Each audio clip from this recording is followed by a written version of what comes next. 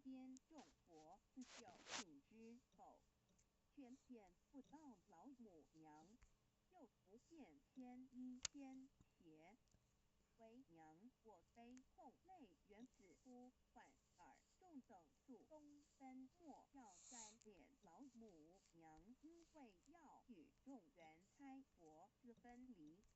故而心中感到悲痛而流泪，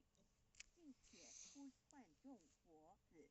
速速往东土而去，千万别再留恋于李天之舒适自在。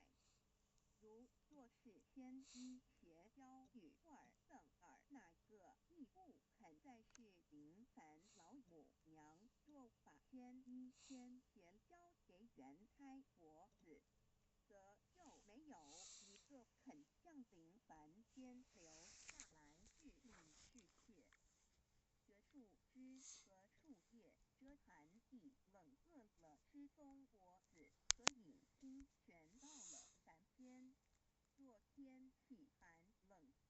就折些树枝和树叶来遮盖身体，以御寒地冷。若肚子饿了，就取松子果子吃；口渴了，就取清凉泉水喝。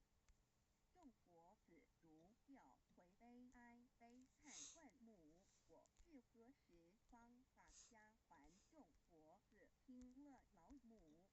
如此吩咐，